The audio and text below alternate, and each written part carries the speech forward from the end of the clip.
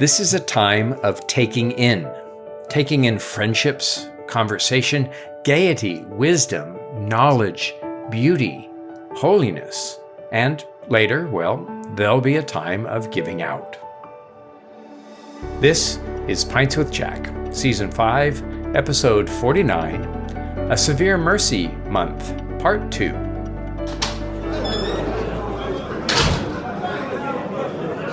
Well, good morning, or good evening, or whatever time you happen to be listening to us, everyone. This is Pints with Jack, your favorite weekly C.S. Lewis podcast, where Andrew, me, David, not here today, and Matt, my faithful companion, break down and discuss the works of C.S. Lewis. Having finished the Four Loves this season, we then dipped into Ecumenism Month and Apologetics Month. We're looking forward to an episode of the Chronicles of Narnia, Horse and His Boy, and my wife will be joining us. But we are currently in a Severe Mercy Month, looking at the book A Severe Mercy by Sheldon Van Auken. For those of you who are joining us for the first time, we highly recommend you listening to episode 1. We do a little synopsis of this book by Sheldon Van Auken about the love and loss of his wife, Davy, and the role that C.S. Lewis played in their relationship and both of their conversions to Christianity. Side note, I am very excited for the Horse and the Boy recording with your wife. I'm very excited just to find enough space where the two of us can sit down. If listeners haven't heard, we just moved this last week to Winter Garden, Florida, and we're the cardboard cuts and the disorganization of all the moving. I'm looking forward to being done with that and setting in our new place and enjoying. I think that's coming up this week, isn't it? Yes. Tomorrow, the next day, something like that. In any case, I better read the other half. I'm not sure when it is. We're having Memorial Day tomorrow, but yes, we're looking forward to Horse and His Boy, one of my favorite of the Narnia books. So here we are. We're about to come to one of my favorite parts of any book, the Oxford section of this book. Mm-hmm. Yeah, so we're going to pick up where, as a reminder for those last week, we had finished, they had their Shining Barrier, the Appeal to Love, that 10-year period. A couple experiences with potentially the beginning of Christianity, if you look retroactively, that we discussed. The conviction of sin, the shadow of the mast. But they finished on their way to Oxford, and that's where we are at right now. The Shining Barrier is as strong as ever. And you know what they say, the night is darkest before the dawn. And so it is strong right now, but we're about to see what's going to happen. Just a quick recap. Sheldon and Davy Van Auken had met in their early 20s, I believe, fallen in love during their college years, got married, and then devoted themselves to their own love, developed what they called the Shining Barrier to protect anything against their own love, even to protect themselves. It was ultimately a pagan love. They hadn't considered Christianity, or they thought about it and just dismissed it. But their religion basically was the religion of Eros, the religion of their own love for each other. They have been dreaming about buying or having built a boat where they could sail around the world and enjoy each other's company. And so they think about making the Grey Goose. But they also have been pursuing education. And Van has gone to Yale. Then they have been trying to go to Oxford before the war. It was or right after the war, World War II, in which Van served as a naval officer. It was impossible. Van was actually, incidentally, at Pearl Harbor, watching Pearl Harbor take place and serving in the Navy. So after the war, in the early 50s, they finally make their way to Oxford for him to study. And as they do, they begin to explore the implications of Christianity. Well, and it starts because you said they made a god out of the love of Eros. Well, the love of friendship, not that they didn't have friendship before, but it was very much about them, really started to open up to another level here at Oxford, I would argue. And he starts right off the bat that they have a group of 5 Christian friends. And very close, that he actually describes them as very intellectual, deeply committed to Christ, and right off the bat challenges their worldview of Christianity. Let me jump in and just say that as I was reading this book, echoes of so much of Lewis's writing really informed it. So I love chronologies. Van writes this book in 1977 is when he publishes it. So by then, Lewis is already 14 years past. And you can kind of hear structures and echoes of Lewis's different books in Surprised by Joy, where Lewis's reading and his friendships begin to point him towards Christianity, which really distresses him. I think Van is echoing that here. And so he comes to Oxford and meets a bunch of Christian friends. And then Davy goes out and goes to Blackwell's and comes home with an armful of books about Christianity. And they really begin reading and exploring Christianity. It is really, I think Van is writing it either consciously or subconsciously, echoing some of the structure of Surprised by Joy. And he talks about the books they got. Lewis's books, of course, Screwtape Letters, Miracles, Space Trilogy were some of the first ones. Talks about Chesterton, Sayers, Augustine, Graham Greene. I've never heard of that individual. Charles Graham Williams. Greene. Oh, yeah. T.S. The Whiskey Eliot. Priest. Yeah, The Power and the Glory. I'll have to check that out. Charles Williams and who else? Yep. I read Charles Williams, his Descent into Hell. That was senior year of college and struggled with it. I would love to read it now that I have a more, I guess, maybe mature understanding of stuff and even just maybe a little bit smarter than I was back then. But that was tough. I just didn't get into it and I had a hard time following it. Yeah. Charles Williams, I'm actually finishing up my Northwind course on Charles Williams, even as we speak. Williams writes a series of supernatural thrillers, 7 novels, in which you have this kind of ordinary English countryside or ordinary English life in the village, and the supernatural comes breaking in. So that's probably what confused me. I don't think I was following it at all. Yeah, it's crazy. In War in Heaven, a little English archdeacon goes into a sacristy and he discovers the Holy Grail, and all kinds of magic are being worked around it and with it. And so once you find Charles Williams, nothing else will do. There's nothing like him. But it takes a little bit of getting used to. Currently working on a paper comparing The Place of the Lion, which is the first Williams novel that Lewis ever read, with Lewis's novel, That Hideous Strength. And so it's worth, I wouldn't suggest readers stick with Charles Williams and force their way through. But once you're in the mood for that sort of thing, there's just nothing else like it. And they're very, very enjoyable of their own type. I'll give it another chance. And then T.S. Eliot figures really prominently. The aerial poems, the 4 quartets, really a big deal for Sheldon and for Davy and Van. Well, just a couple comments around this. So they're in the stage of exploring Christianity. I thought a couple things stuck out to me. So one was what they felt they needed to believe, and I like this summary. They needed to believe the same God who made the world had lived in the world and had been killed by the world, and that the proof of this was his resurrection from the dead. And so that's what they were trying to ask themselves. Is there not only a creator of the universe? They were somewhat theists, as you mentioned before. But did he come into this world? Did he die for the world? Did he die by the world? And then was he resurrected? And so there's a lot, right off the bat, just name it. This is what we're going for. And then the other thing that stuck out to me is Van points out that there was an extreme all or nothing. We've already kind of seen that that's just very natural to their personality. But I believe in this case, it's true. You can't really half-ass Christianity. Mm-hmm. And so it says, he says in the book, it is impossible to be incidentally a Christian. The face of Christianity must be overwhelmingly first or nothing. This suggests a reason for the dislike of Christians by nominal or non-Christians. What stuck out to me here was that he has the right mindset. This isn't to be taken lightly. It's of infinite importance, or it's just completely false and doesn't matter in the slightest. But right, that's why the this Lewis exploration quote. Christianity, if true, is infinitely important. And if false, it's of no importance at all. The one thing it cannot be is moderately important. And I think Van is echoing that very, very quote here. I think he's also echoing the idea of the essay First and Second Things, where Lewis talks about the importance of putting first things in the first place. And the essence of the argument can be seen in that quote that we keep coming back to from Four Loves, that love, when it ceases to be a demon, when it ceases to be a god.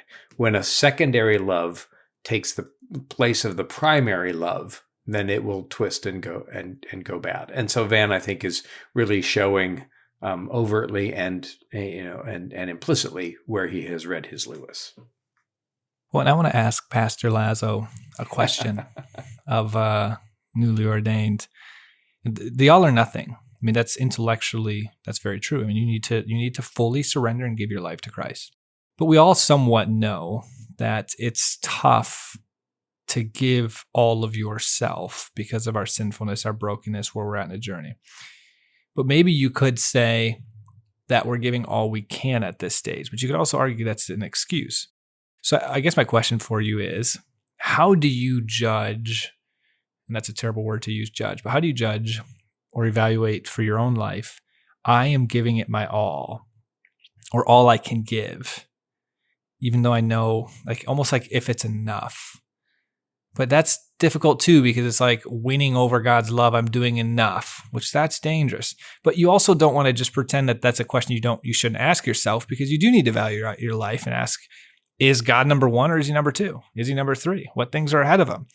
And then when you identify some things that are ahead of him, how much grace do you have on yourself versus, realizing you do need to get rid of that? I guess I'm just curious your thoughts on some of that. I just, having left Virginia Theological Seminary, one of the things I missed most was having access to the marvelous contemporary theologian, Kate Sonderegger, who is working on volume 3 of her planned 5-volume systematic theology.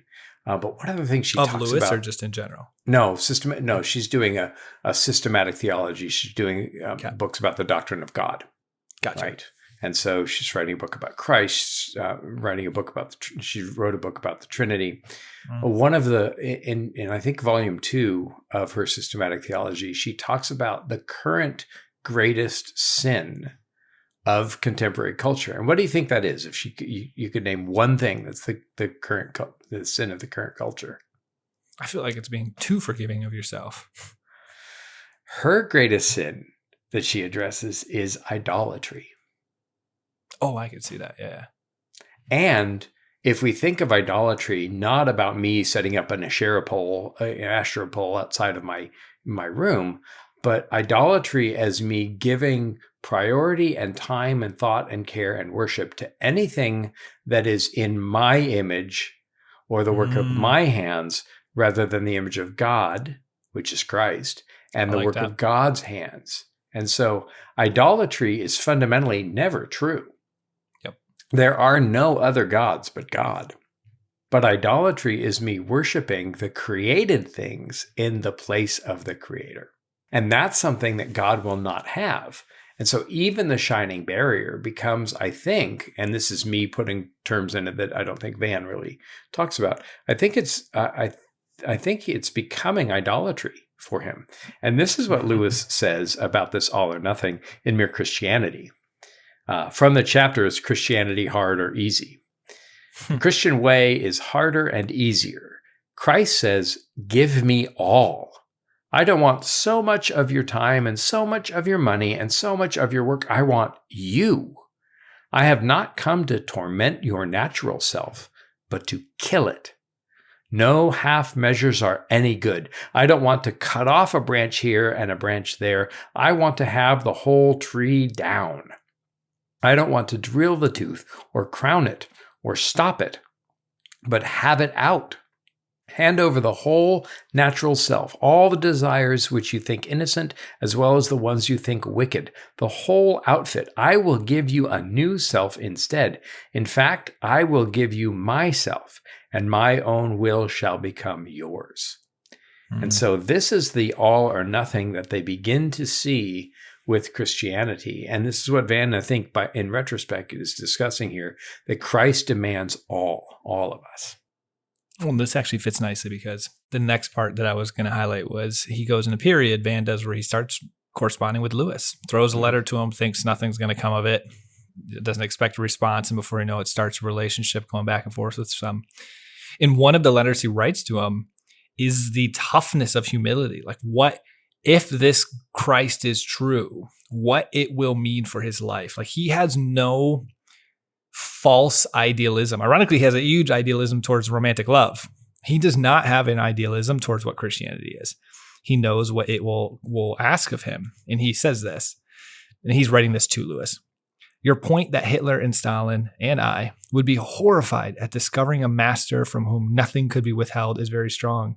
Indeed, there's nothing in Christianity which is so repugnant to me as humility, the bent knee. If I knew beyond hope or despair that Christianity were true, my fight forever after would have to be against the pride of the spine may break out, but it never bends. Like he gets it. This is all or nothing is going to mean, it's almost like he gets it also in the context of his shining barrier. It's going to mean a complete unraveling of kind of the self-centeredness they have to some degree. And so that really jumped out to me.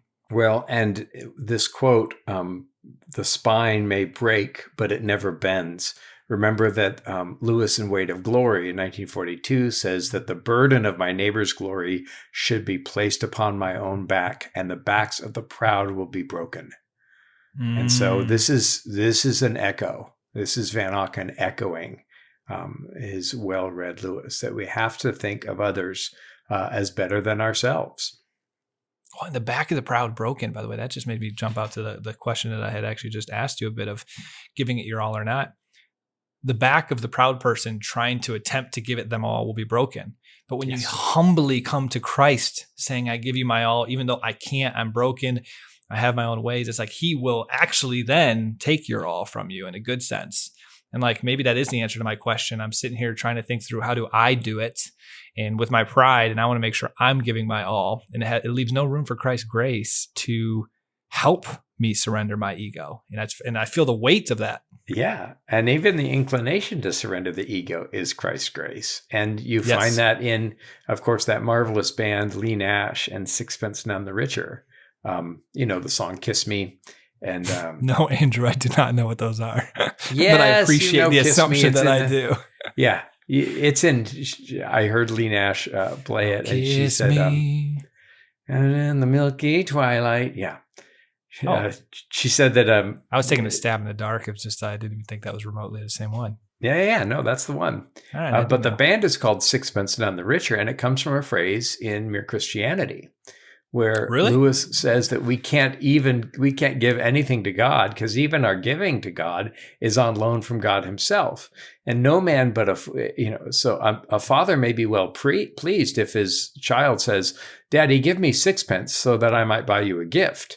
He'll be pleased with the gift, but only a fool would think that he's sixpence to the good, right?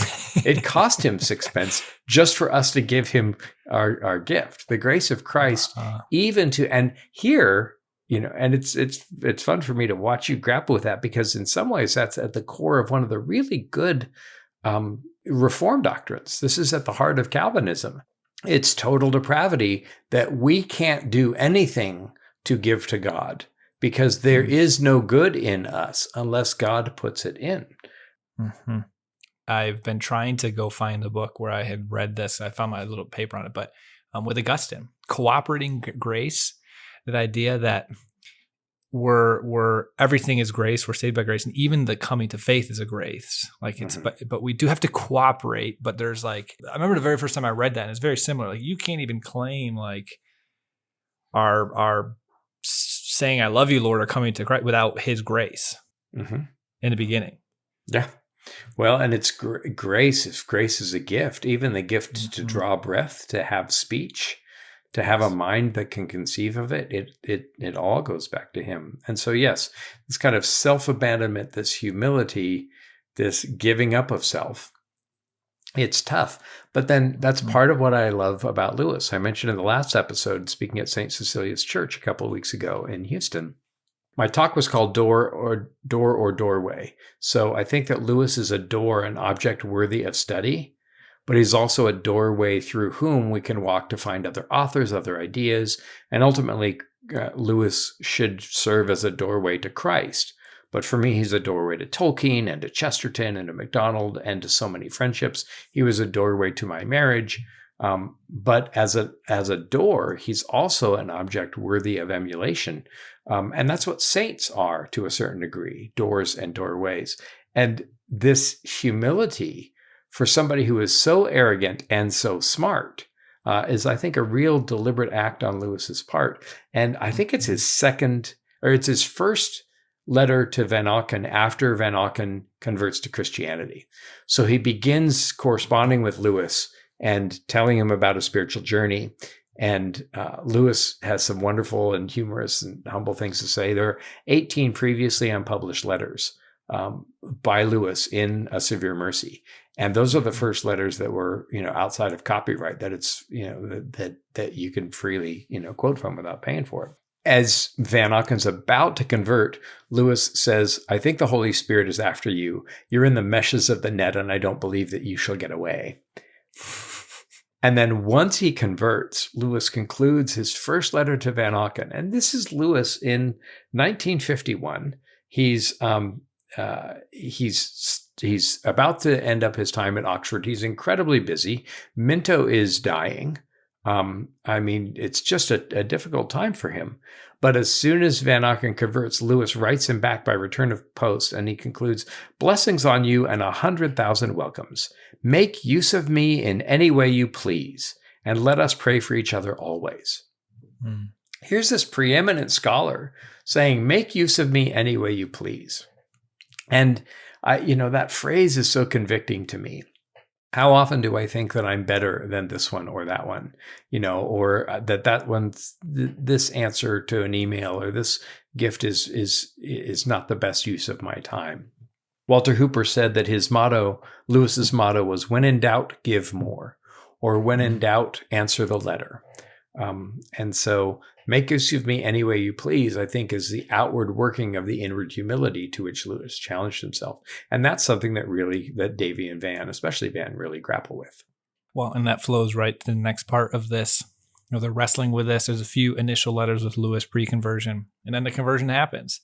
And they were not at the same moment. Davy was a couple months earlier, and at least the way Van describes it, hers was more, she had the intellectual side for sure. She was reading the books and exploring that, and very much probably had an intellectual conversion.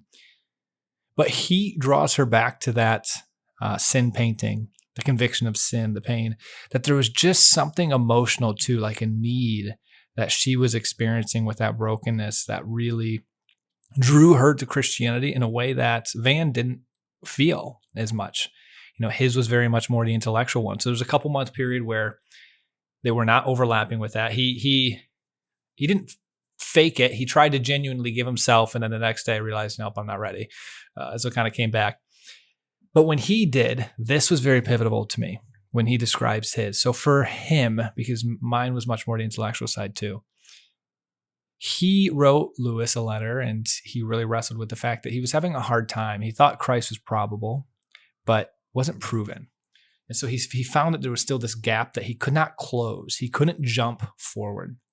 And it dawned on him, and I can't remember, and you can correct me if I'm wrong, Andrew, if it was brought to his attention by someone or a book he read, or just an insight that he had, that yes, there was a gap forward to leaping into faith of Christianity.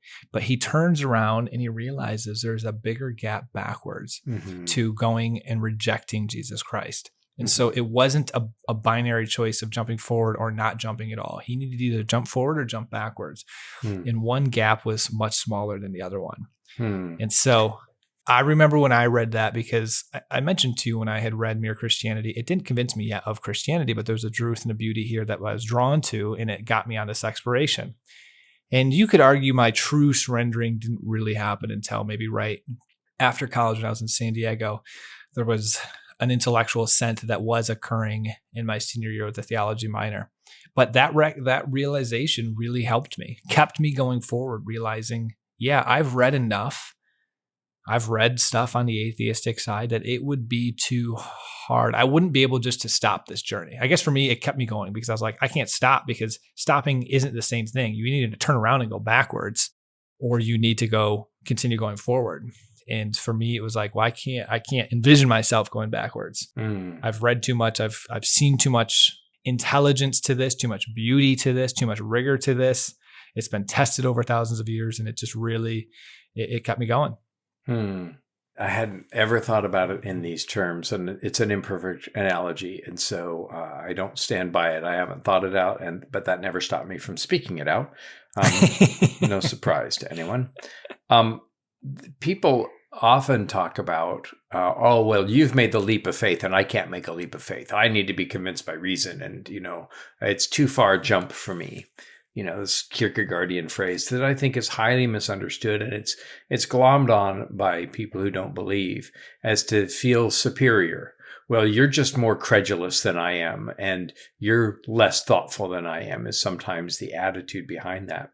I think maybe the leap of faith is, and this is, like I said, is an imperfect analogy, and it's mostly because we now live in a house with some stairs in it. And so maybe it's you take a step up each stair in the darkness, and that there are stairs. And then when you get to that last stair, you may not be able to see the landing of the next stair, but you take that step, or you even jump up that stair, assuming that the landing is going to be there, because the landing on the previous step has always been there, even if you can't see it.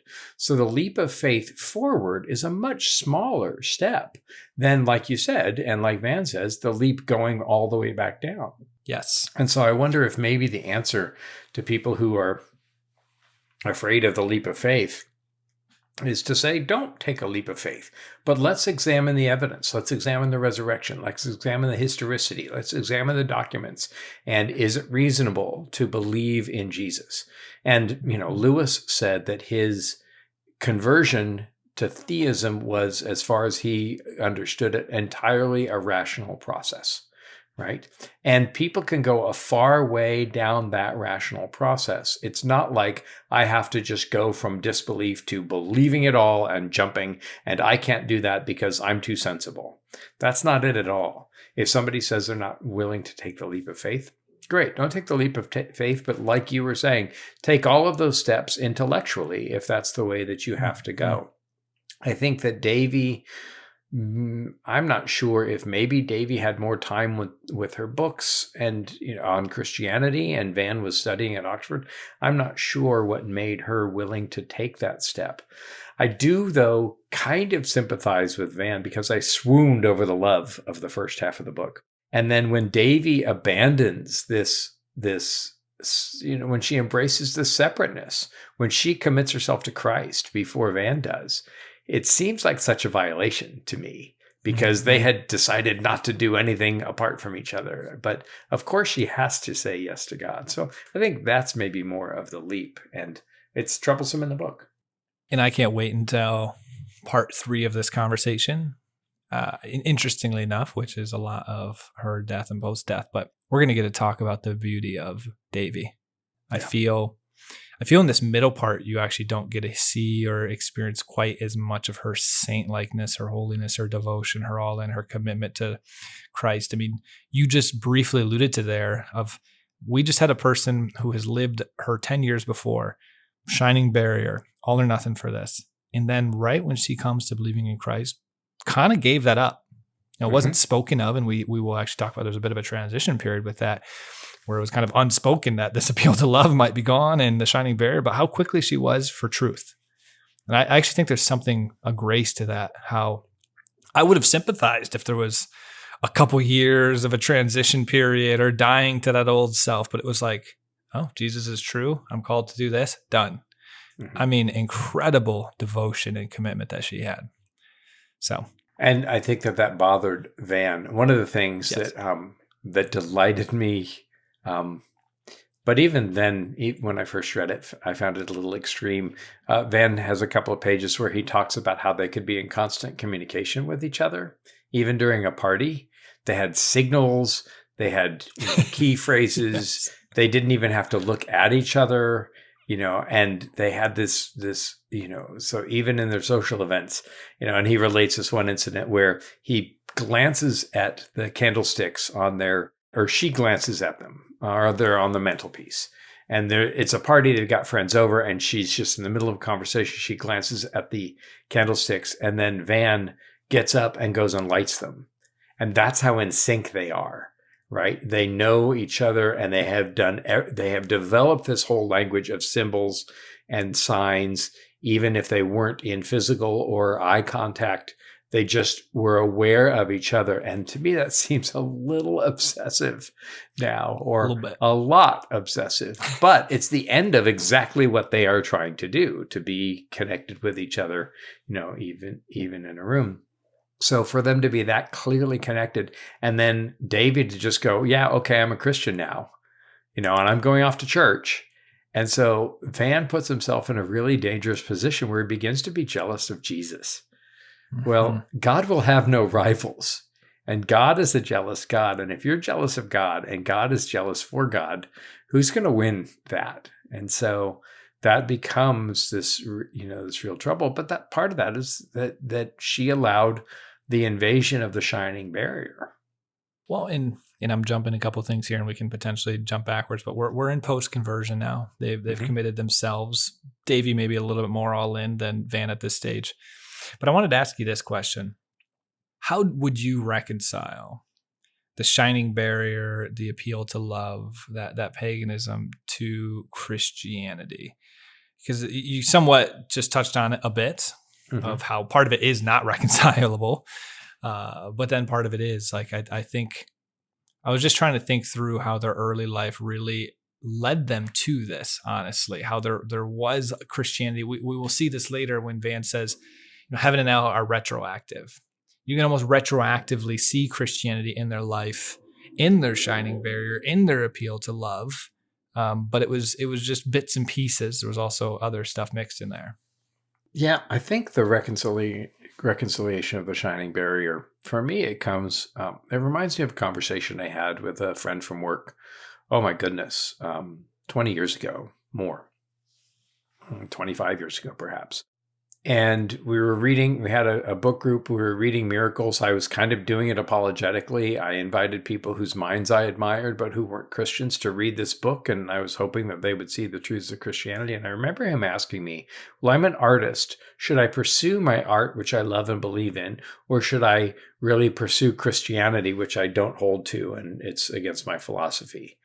And I said, well, I think that if you pursue your art truly, it will lead you to the source of all creativity, right? Mm-hmm. And so this shining barrier at one point led them, in one sense, led them away from God. It led them to, in some ways, almost like this inner ring between the two of them. The dwarfs are for the dwarfs. Sheldon and Van are for Sheldon and Van. Or, Davy and Van are for Davy and Van. But in another sense, it led them out of themselves. And so the enemy was certainly trying to use it. But the Lord, this move of, so God is the great sieve. He will strain through all of our mixed motives and all of our behaviors. And he will pull out those things which, like in Great Divorce, and that's mixing a metaphor, he will sieve through the ash of our fire and pull out just those little live coals that can be blown into full flame, like Lewis says in The Great Divorce. I think it's MacDonald. I've seen even those embers blown into fire. And so the shining barrier certainly contains a number of things which are good and godly and requisite for salvation. In that they are self-focused and not Christ-focused, then those parts are going to have to die in order to be raised again. The word that was coming to my mind, I think that's spot on, was the beauty within it. So if we go back to the beginning of this, part one, and we didn't talk as much about this, and there's also, I believe, in the prologue, but he mentions this progression of seeking happiness, seeking joy, and he thought emotions were a part of it. And then the highest emotion was joy, and joy comes from loving beauty. And if you don't believe in a God, the ultimate love is the love of another. And so the shining barrier and appeal to love were really about protecting the beauty of love, the love between them two. And so that was almost there, but there's something good in that, the desire for beauty. It was just assuming the stopping point of that beauty was the ultimate love from like novels and poets of just another person. Mm-hmm. When in the end, there's an actual capital B beauty, like there's a capital T truth and a capital L love. And I think the way you reconcile is that almost like that shining barrier appeal to the actual beauty in the actual love. It's like almost just now you can apply that towards Christianity. just taking it a step further. So it almost goes back to what we talked about with G.K. Chesterton on the last episode. The Christianity saves paganism from itself. And so the shining barrier appeal to love without Christianity was going to end up most likely leading to problems, whether it's a decade, 2 decades, 3 decades, 4 decades from now. But in the end, it saved it by like an appeal to, I almost want to say it was still an appeal to love, but it wasn't their love. It was God love. I think that you're right to notice the appeal to beauty, because that's such an important part of Lewis's own conversion. And I think that Van either, like I said, consciously or subconsciously is channeling some of Lewis in Surprised by Joy. Remember that it's beauty, the beauty of the biscuit tin, the beauty of the mountains far away, the stark beauty of northernness. It's beauty that draws the young Jack Lewis to experience joy. So beauty leads to longing, and longing, it's in way to glory. One day we shall be taken in, right? We want to be in love. We want to be in beauty. And so beauty arouses in the soul this sense that there isn't perfection, but I want it. And that's kind of what's going on, I think, both for Van and for Lewis. And so this joy, this longing, this desire, and if I'm right, the joy points to something other and outer. It points away from the self. And Lewis was so long consumed with this love for self, this love of beauty, this wanting to have the pangs of longing again, is not at all dissimilar to the shining barrier. They wanted this thing, they wanted to have it, but things are movable, and so that's part of what they come up against. He had this conversation with Lewis actually, and you're spot on. Longing, beauty, if you kind of use them, they're not the same thing, but beauty points to longing. Yeah, I like how you said that. But he said everything prior to this pointed to this, meaning to Christianity. Island in the West in Pilgrim's Regress, that's something we long for, whether it be an island in the West, which was for him, or the other side of a mountain, or perhaps a schooner yacht. Long for it in the belief that it will mean joy, which never fully does, because what we are really longing for is God. Yeah. And so, the shining barrier and appeal to love were pointing to something even further. And because I kind of stand by that comment I made in the last episode, there's an authenticity to them. God honored that and eventually steered it in the right direction. It was wrongly focused due to what you pointed out, immaturity, naivety, youngness. But God worked with that, and out of that breathed the true ends of what they were looking for. Mm-hmm. Well, and remember your screw tape, right? Screw tape's goal is to get us off even just a little bit, because we're eternal creatures. So if I get off even just a little bit from what God wants about anything, screw tape's always doing the multiple math, right? He's multiplying that by 1,000 or 10,000 years. If I get off a little bit in 10,000 years, I'm going to be way out in the wasteland, right? And so in the same way, God is allowing these things in our life, which if I begin to treat them wrongly, eventually will lead to ruin, loss, decay, like I mentioned from Mere Christianity. But then God's going to take those difficult things in my life and correct them so that they point to God. And like I said in the last episode, this must be frightfully good for me to take even the untoward circumstances as corrections, right? Towards the best thing. It's the law of undulations, to realize when I'm down that I will be rising again, to realize when I'm rising that I'll probably fall down again, and to acknowledge that God will use all of these things in my life in order to perfect me into the image of his son. And that's what Van's finding out about the shining barrier. So we're at this point. They had an encounter with light. There's a friendship with Lewis now. They've converted to Christianity. There's a little bit of a separateness that's come in between them. That's coming about. So now we're at this point where the remainder of the Oxford period, we'll kind of zip through this part, but they have this studio and there's this community that develops. It's really, honestly, this part really did draw me to this book. The beauty of the way they lived was incredibly communal. Talk about also a complete 180 from just them two, let's shut out the world, to complete openness to a community. He says he took a random period out of their journal, and 30 people came within a week. 6 nights people were there. They have this fireplace. They'd come and have intellectual conversations. They'd read books. They'd talk about life, whether it was Christian or non-Christian stuff. It was just a very open thing, and constant. They had to leave their apartment just to get any sort of work done because it became the central hub location of this vibrant intellectual life. And that goes back to the quote of the week that you read: the gaiety, the wisdom, the joy, the sharing. I mean, it was really incredible what they described, and honestly enviable. I mean, how cool to be to have that kind of friendship. They actually just went from like extreme eros to honestly a pretty extreme friendship. Like love became so important. It was dominating their life in so many ways. Yeah, absolutely. Their studio apartment they called Saint Udio's, which I love. And it's this sense that I think comes up that Lewis talks about it in some reviewer. I've mentioned it on this podcast before, reviewing William Morris's poem, Love is Enough. And the reviewer said, it's not. What they found was eros was not enough. And it wasn't that they abandoned their love or they abandoned their commitment to avoid separateness.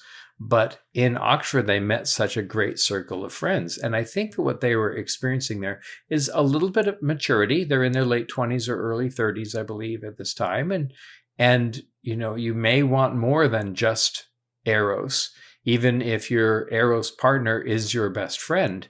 But remember what Lewis said about the death of Charles Williams. And he said in The Four Loves, now that Charles is gone, I have not more of Ronald, but less of him. Now that Williams is gone, I don't have more of Tolkien because I have him to myself. I have less of Tolkien. I'll never see that particularly Caroline or Charles-like look on Tolkien's face. So friendship, the perfect number for friends is not 2, but at least 3 or 4 or 5, right? And so the Inklings provided for Lewis this sense of friendship that's exponential and grows the love. And I think that it's not at all unusual that when they get to St. Udio, when they get to Oxford, and they begin meeting Christian friends, once again, an echo of what was happening for Lewis in Surprised by Joy, these friends and the books that they were reading, and it expands their love for each other. So this is not Davy and Van having to have secret signals at a cocktail party that was abominable and detestable. This is Davy and Van learning each other within the context of other friends. And yes, eros had its firm place, and then philia comes. I imagine that had they decided to have kids or whatever, Storge would have come and made its claims. But all of these loves would eventually point to Christ, who is the source of all love. That was really well said. I'm glad you connected that to the 4 loves. And for anyone listening to this too, as someone who has experienced pretty close to this kind of community in San Diego, there was a Catholic parish I was a part of that was just one of the most vibrant young adult communities I've ever been a part of, and then left it and have not been able to re-experience it honestly since. You can't underestimate the power, or don't underestimate the power of community and just the sharpening each other, iron sharpening iron, and the way that it brings joy, it brings happiness, it brings so much fulfillment. And so I'd strongly encourage people to just seek out community and read this book, be inspired by it. It's a very beautiful part about this. Well, and community is going to fundamentally let us down ultimately, but I think that this is also, in this world it will, but I think this is also perhaps a picture of what heaven may be like, where we're all truly ourselves and we can enjoy each other without our selfishness. And in some ways, anytime I hear a beautiful piece of music, oh my gosh, every time I've been to Oxford, we've heard the City of Oxford Orchestra play Gabriel's Oboe with a famous oboist. And I always go away from that thinking I'll recognize heaven because this beautiful earthly music is an echo of the heavenly song going on. And I think too that our earthly friendships are echoes, our earthly communities are echoes of how true philia ultimately fulfilled in Christ will be. And so There's this love should always provide an echo of love himself, of God, and the love within the Trinity, right? The imminent love of the Trinity. Yeah, I think that it's a pointer towards the fact that we need others to be part of our loves. Well, and that's more or less going to wrap up this part of the section of their time in Oxford. But I wanted to just bring one other thing in and get your thoughts on it briefly. In here, he talks about this incarnation analogy. And I thought it was interesting, and maybe it could be helpful for others for understanding the incarnation. Like, how can God be the author of the universe, but then be a part of the same universe is the short answer, or the question. And he uses the example of an author of a book. He goes, imagine I write a book, but then I write myself into the book. And then he even extends the analogy and he says, and then imagine, so I'm first of all, I'm outside of the book, but I'm writing myself at different points into the book. And then the characters that are invented that are not him also have a piece of him in them. And I thought that was a very interesting analogy. I'm curious if you feel like it's a worthy one and holds water. Well, it absolutely is a worthy analogy, and that's mostly because, again, one of the riches of Severe Mercy is the echoes that it has to Lewis's other writings. Did he take it from Lewis? Oh, yeah. He absolutely took it from Lewis. But when he's talking about an author trying to write himself into the play, right? And so he writes himself into Hamlet. And an author is, when he's explaining the incarnation, he explains it using terms of the drama. So once again, I think that it's Van's. I think Van is borrowing an analogy from Lewis. I appreciate this story, but I don't place the same weight theologically on Van Auken as I do Lewis. And so now knowing that Lewis has extended this analogy gives me more confidence that while no analogy is perfect, it probably can be extended pretty far and wide. It's this sense that, here it is. If Shakespeare and Hamlet could ever meet, it must be Shakespeare's doing. Hamlet could initiate nothing. Shakespeare could, in principle, make himself appear as author within the play and write a dialogue between Hamlet and himself. The Shakespeare within the play would, of course, be at once Shakespeare and one of Shakespeare's creatures. It would bear some analogy to the Incarnation. So, yeah, I think that may be Surprised by Joy. So we'll take it. Some analogy. Yes. So he thinks it works to some degree. Yeah, absolutely. I could see how people could push back and say the Shakespeare in the book and the Shakespeare outside are not the same, even though they have the same characteristics, or he's writing them in at the exact same moment. Maybe that's how it's not the perfect analogy, but there's some. It's not a perfect analogy, but Yep. People have been struggling to understand the Incarnation for thousands of years, and there aren't any perfect analogies, clearly. But I like it. Yeah. Well, that brings us, Andrew. I think I hear the last bell. Oh, yep. I'm sorry. It's in the Checkmate chapter of Surprised by Joy. So thank you to my iPhone. But here we are. It's the last bell. And listeners, we are going to pick up next week, with the final part. And that's going to be unpacking a lot of the key themes. And there's going to be some real beauty. We've already obviously talked about the terminal illness that's going to dive into, and the grieving afterwards, and the lessons learned from that, and continued communication with Lewis and the lessons that he's learned. And really a journey towards like true falling in love with divine love and dying to that old love. It was different for Van, and there's gonna be some tough stuff in there too. Some very, just honestly some tough stuff to swallow. Absolutely. And so it's going to be an intense one, a fun one. So definitely join us next week as we dive into that. But beforehand, we want to say thank you to all of our Patreon supporters, every one of you guys. And we love to highlight our top tier ones, but we are grateful for all of you guys and the entire Slack community. Angela, Deborah 1, Deborah 2, Marvin, Joel, Thomas, Anonymous, Bill and Joanna, Snort, Bud, Shane, John, Kevin, Brian, K, Paul, Kimberly Gillis, Gary, Stephen, Matt, Kelly, Chris, John, James, Kate, Peter, David, and Rowdy. And if you've enjoyed this episode, please share it with a friend. this is a fun series to be able to share with them on a book where they can get a chance to really hear about a journey towards capital L love without reading the book, and then hopefully be inspired to read it. And please join us next week when we're going further up and further in. Cheers. Cheers.